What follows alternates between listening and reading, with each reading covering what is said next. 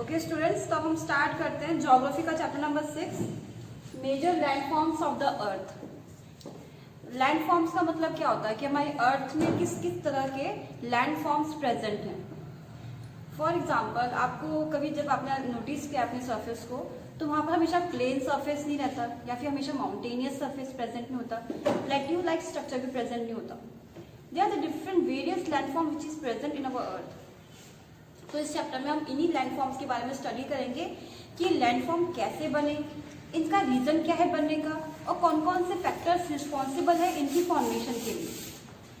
तो इंट्रोडक्शन में आपका आता है पहले वेरियस लैंडफॉर्म्स। वेरियस लैंडफॉर्म्स में हम 3 लैंडफॉर्म्स के बारे में पढ़ेंगे, और वो कौन कौन से हैं? They are mountains, plateaus and plains. अब ये डिफरेंट लैंडफॉर्म्स कैसे बने?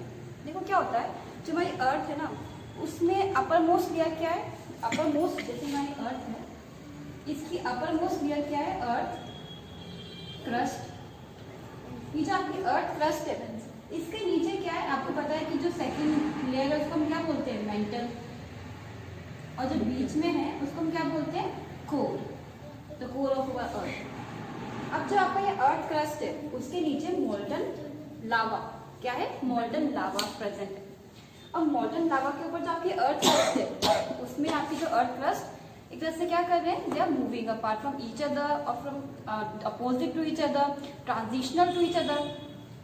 तो ये जो अर्थ क्रस्ट मोल्टन लावा के ऊपर मूव कर रही है, बेसिकली है क्या?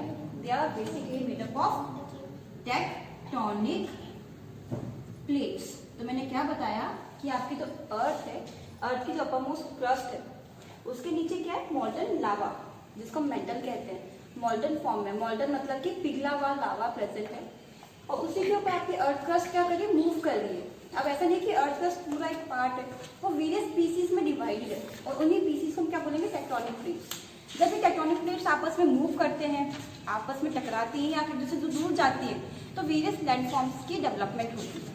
ओके, तो अब ये कौन कौन से फैक्टर्स हैं जिसमें से रिस्पॉन्सिबल है इन टाइप के वेरियस लैंडफॉर्म्स के बनने की? सबसे पहले आपका आता है एक्सटर्नल फैक्टर, और सेकंड आपका आता है इंटरनल फैक्टर। एक्सटर्नल फैक्टर जो आपकी अर्थ में हम बाहर से फैक्टर्स रिस्पॉन्सिबल होते हैं। For example, moving of water, running of water, wind, glacier, snow, this all are external factors, जिसकी वजह से वेरियस लैंडफॉर्म का डेपोजिशन होता है, इरोजन होता है। क्योंकि जैसे बहुत तेज की हवा आएगी, बहुत तेज की विंड आएगी, तो क्या होगा? बहुत सारी सॉइल एक जगह से उड़ के दूसरी जगह चल जाएगी, तो डेपोजिशन हो रही है, उस पर्टिकुलर जगह में क्या हो रहा है? इरोजन हो रहा है। इंटरनल फैक्टर्स क्या होते हैं? जब ये आपकी टेक्टोनिक प्लेट्स अर्थ क्रस्ट आपस में टकराती है या फिर दूसरे से दूर जाती है, तो उसकी वजह से आपके वेरियस लैंडफॉर्म्स की डेवलपमेंट होती है। इंटरनल फोर्सेस के रिजल्ट में क्या बनते हैं आपके? जैसे ये आपके वॉल्केनोज बनते हैं, माउंटेन्स की फॉर्मेशन होती है, प्लेट्यूज की फॉर्मेशन होती है। ओके स्टूडेंट्स, तो आपके बुक में पेज नंबर 161, इसमें आप देखोगे internal acting from with in the towards the surface like volcanic eruption and earthquake. ये चीज मैंने आपको बताई थी कि इंटरनल जो आपके एक्सटर्नल फैक्टर्स हैं, उससे क्या होता है? इंटरनल फैक्टर से वोल्केनिक इरप्शन, अर्थक्वेक जैसी प्रॉब्लम्स होती हैं। अर्थक्वेक्स देखा है ना आपने कि जब भी दो टेक्टोनिक प्लेट्स आपस में टकराती हैं, तब अर्थक्वेक की फॉर्मेशन होती है। तो ये इंटरनल फैक्टर है। अभी टेक्टोनिक प्लेट्स आपस में टकराएंगी तो एक फ्रिक्शन क्रिएट होगा, उसी फ्रिक्शन से क्या होगा? जमीन हिलेगी। उसके बाद इन्हीं सब दोनों फोर्सेस की वजह से, एक्सटर्नल फोर्सेस और इंटरनल फोर्सेस की वजह से वेरियस लैंडफॉर्म की फॉर्मेशन होती है। वो कौन कौन से हैं? They are mountains, plateaus and plains. अब इन्हीं सब तीनों लैंडफॉर्म्स के बारे में हम डिटेल में स्टडी करेंगे। तो आपकी बुक में इसमें लिखा हुआ है कि कुछ माइनर लैंडफॉर्म्स प्रेजेंट होते हैं। For example, basins, canyons, valleys, these all are minor landforms. तो बेसिकली कुछ इंटरनल फैक्टर्स की वजह से फॉर्म होते हैं, कुछ एक्सटर्नल फैक्टर्स की वजह से फॉर्म होते हैं। आपकी इस पेज नंबर 161 में फोटो सी हुई है। These are the plains. Plains में क्या होता है? कोई एलिवेशन नहीं होता है, बिल्कुल स्मूथ प्लेन स्ट्रक्चर होता है, प्लेन सरफेस होती है। Plateaus, what do you mean by plateaus? क्या बेसिकली जैसे आपका प्लेन सरफेस है, कोई एलिवेशन नहीं है, थोड़ा सा ऊपर खाबर हो सकता है, बट यार बेसिकली प्लेन्स।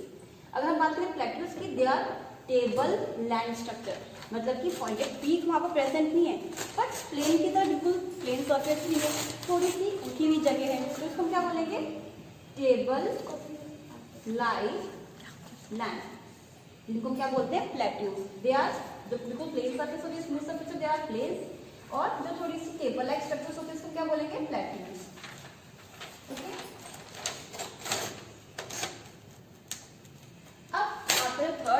लैंडफॉर्म आता है वो क्या है, दे आर माउंटेन्स। माउंटेन्स क्या है, they are elevated structure.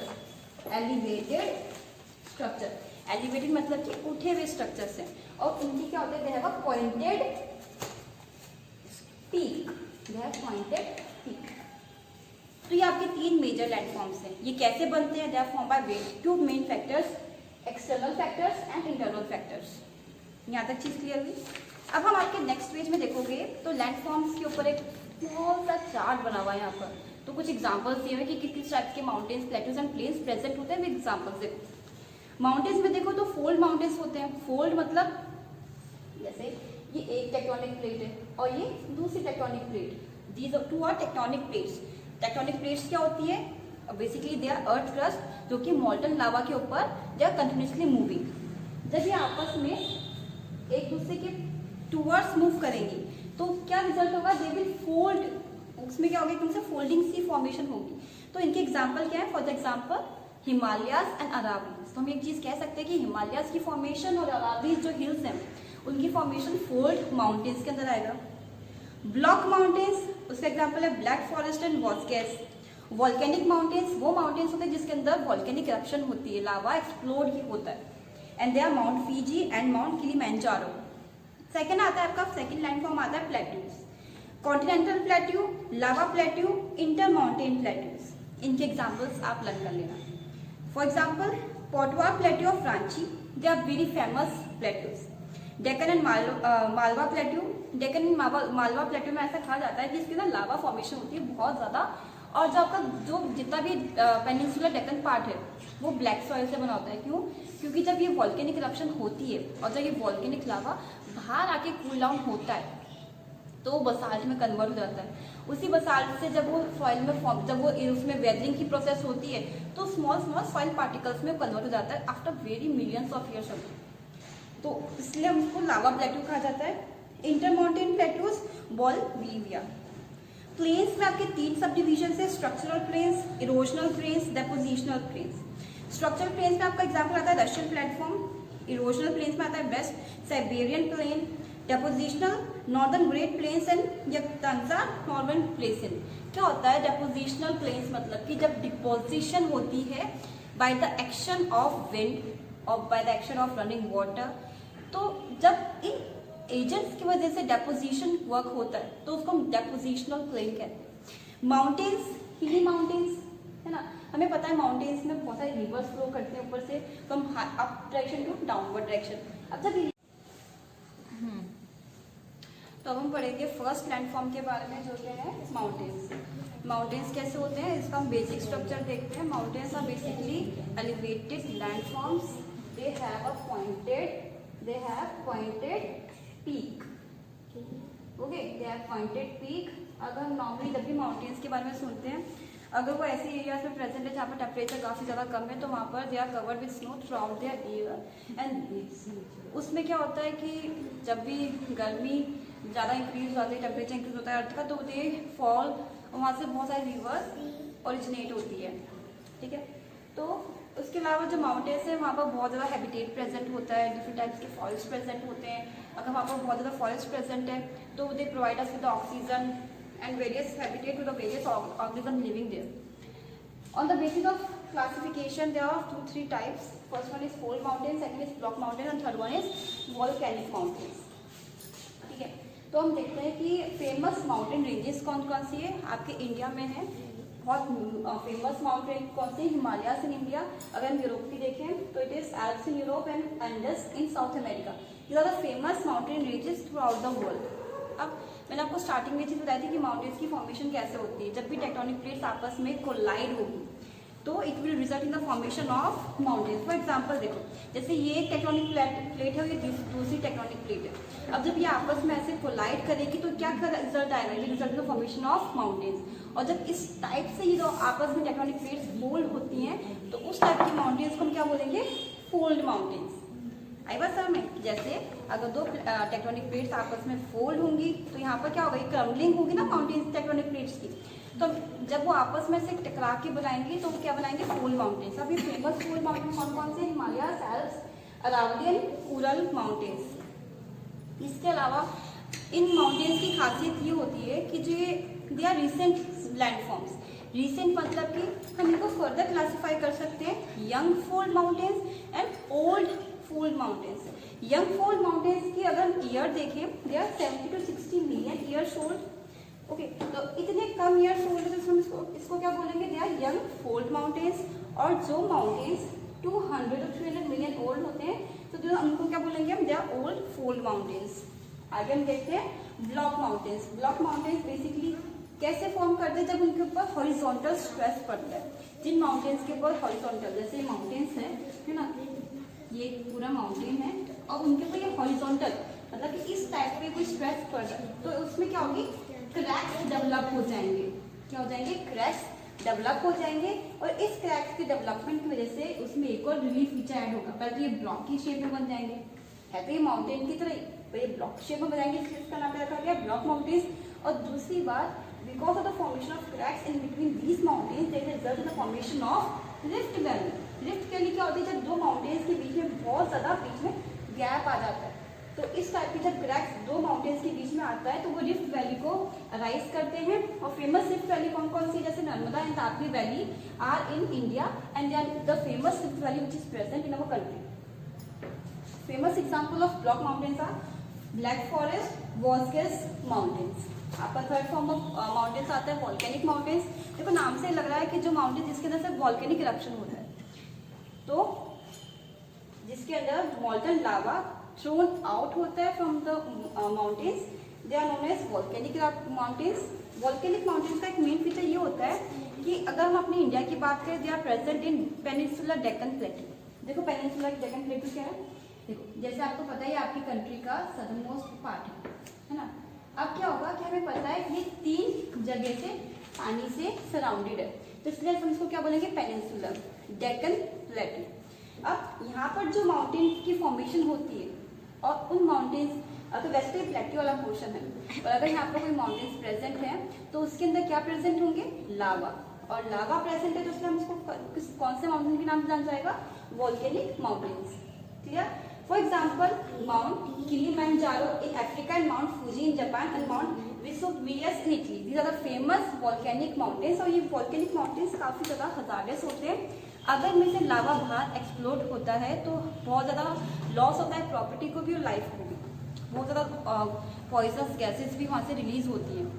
Okay students, so this is all about the mountain. अब दूसरी मेन इंपॉर्टेंट चीज़ आती है कि माउंटेन्स का सिग्निफिकेंस क्या है हमारी लाइफ में। देखो माउंटेन्स एक हम कहते हैं जिनमें या पहाड़ की तरह सामने खड़े हुए। फॉर एग्जाम्पल चाइना और इंडिया के बीच में हिमालयन माउंटेन्स प्रेजेंट है, तो चाइना से बहुत ज़्यादा कोल्ड एयर आती है। हमारे हिमालय उसको क्या करते हैं, हमें हमारे उस कोल्ड एयर से हमें प्रिवेंट करते हैं। अगर हिमालय वहाँ पर प्रेजेंट नहीं होते तो हमारे इंडिया की जो आज क्लाइमेटिक कंडीशन है वो बिल्कुल एडवर्स होती है। यहाँ पर बहुत ज़्यादा कोल्ड टेम्परेचर होता है। माउंटेन से बहुत सारी रिवर अराइज होती है जिसकी वजह से हमें ड्रिंकिंग वाटर मिलता है।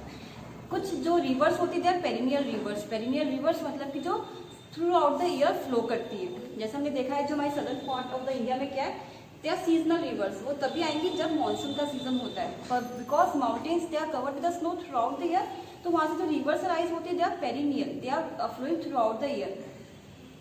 जहाँ पर माउंटेन्स में फॉरेस्ट, डेंस फॉरेस्ट प्रेजेंट होते हैं, तो बहुत सारे एनिमल्स के लिए हैबिटेट का काम करते हैं। हैबिटेट मतलब कि घर, बहुत सारे एनिमल्स को घर प्रोवाइड करते हैं। दूसरी चीज़, अगर वहाँ पर डेंस फॉरेस्ट प्रेजेंट है तो हमें बहुत सारे फॉरेस्ट प्रोडक्ट से भी हमें बहुत सारे फॉरेस्ट प्रोडक्ट भी मिलेंगे। उसके अलावा ऑक्सीजन लेवल भी इंक्रीज होगा। सो this is all about mountains. First landform of your chapter. Okay, introduction, कौन कौन से फेमस रेंजेस हैं और 3 टाइप्स के हमारे mountains, fold mountains, block mountains and volcanic mountains. उसके बाद आपको लर्न करा इसका सिग्निफिकेंस ऑफ माउंटेन्स। अब हम नेक्स्ट पढ़ेंगे अबाउट प्लेट्यूज। ओके स्टूडेंट्स, तब हम सेकंड लैंडफॉर्म के बारे में स्टडी करेंगे, दे आर प्लेट्यूज। तो प्लेट्यूज हम सिंपल एक आपको याद रखना, they are basically table lands, मतलब कि विच आर एलिवेटेड। उनमें एलिवेशंस तो होती हैं बट पॉइंटेड पीक नहीं होती है। So they are basically table like structure, so they are known as plateaus which are basically table lands. Large mass of flat और level land are known as plateaus. On the basis of the classification they are of 3 types. कौन कौन से? Continental plateaus, lava plateaus, inter mountain plateaus. देखो इनके नाम में ही इनका मतलब छुपा हुआ है, आप उसके बेसिस में इसको लर्न करो। क्या है कॉन्टिनेंटल प्लेट्यूज। कॉन्टिनेंटल प्लेट्यूज का मतलब ये है वो प्लेट्यूज जो कि सराउंडेड है कॉन्टिनेंट से। आया समझ में? वो प्लेट्यूज जो कॉन्टिनेंट से सराउंडेड है तो उनको हम क्या बोलेंगे? Continental plateaus. आपकी बुक में इसके एग्जाम्पल दिए हुए हैं। For example the plateau of Ranchi in India, the Potwar plateau in Pakistan, the plateau region of west Australia and south Africa are examples of such plateaus.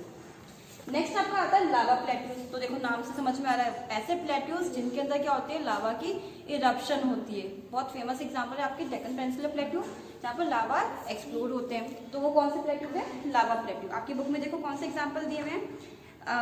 The Antrim plateau in Northern Ireland, the Deccan plateau in India and the Columbia plateau in USA are examples of lava plateau. Simple enough. Next आपका आता है inter mountain plateau. देखो inter का मतलब कि बीच में क्या है? प्लेट्यू प्रेजेंट और आसपास क्या है? माउंटेन।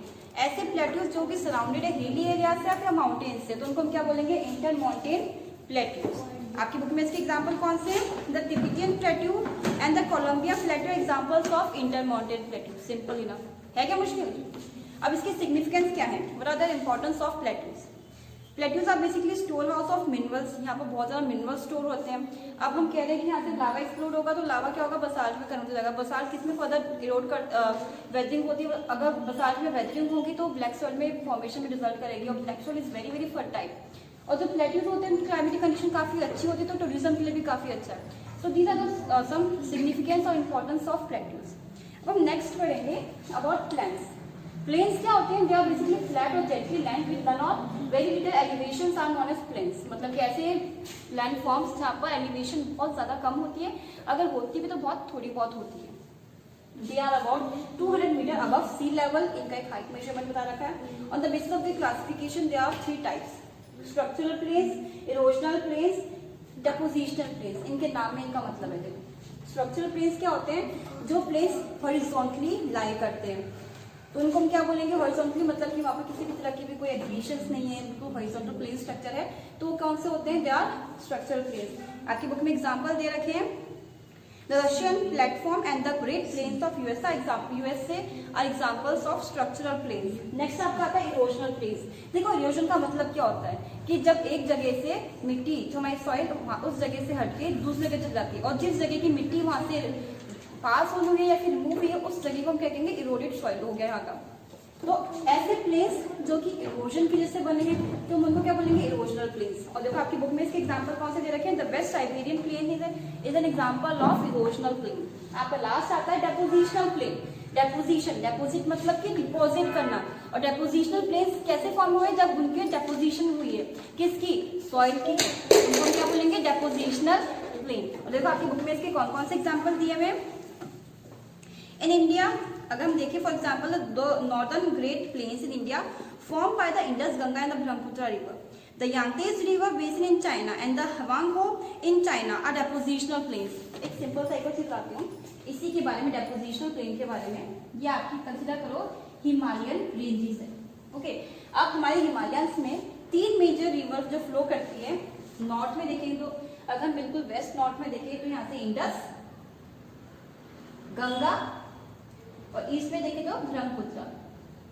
ओके, अब ये जो रिवर, तीनों रिवर जब अपवर्ड से ये डाउनवर्ड आएंगी तो अपने साथ क्या लेके आएंगी? Fine soil particle. और ये फाइन सॉइल पार्टिकल कहाँ डिपॉजिट करेंगी? Northern to eastern area. तो इसी में हम तीसरा एग्जाम्पल बताता है simple, the northern plains of our country. Okay, अब इनकी इंपॉर्टेंस क्या है? हम कह रहे हैं कि क्या प्लेन स्ट्रक्चर तो एग्रीकल्चर कंडीशन यहाँ पर काफी अच्छी होती है, डेंस पॉपुलेशन होती है। इसके अलावा यहाँ पर इरिगेशन फैसिलिटी काफी अच्छी होती है क्योंकि हमेशा रिवर फ्लो करती रहती है फ्रॉम अपवर्ड टू डाउनवर्ड। तो these are the significance of plains. Fertile है, अभी आपको बताया था कि they are fertile and provide with an extensive variety of crops. Agriculture condition काफी अच्छी है। Rivers flowing to the plains are the most important source of water. The plains being flat provide a base for easy construction of roadways railways. मतलब कि plane structure है तो हमें ज्यादा परेशानी नहीं आती किसी भी इंडस्ट्री को या फिर किसी भी मैन्युफैक्चरिंग, चाहे वो रेलवे में रेलवे ट्रैक कंस्ट्रक्ट करनी हो या फिर कुछ भी हमें इंडस्ट्रीज खड़ी करनी तो हमें कोई ज़्यादा परेशानी नहीं आती। So this is all about this chapter major landforms of the earth, जिसमें हमने इंट्रोडक्शन पढ़ा कि कैसे लैंडफॉर्म्स क्रिएट होते हैं, दो फैक्टर्स हैं, internal factors, external factors. Mountains, plateaus, plains, ये तीनों मेजर लैंडफॉर्म्स हैं। इनके सब क्लासिफिकेशन पढ़िए, उनके एग्जांपल्स और उनके significance. So this is all about this chapter. Thank you students, आपको पीडीएफ इस चैप्टर की मिल जाएगी। ओके।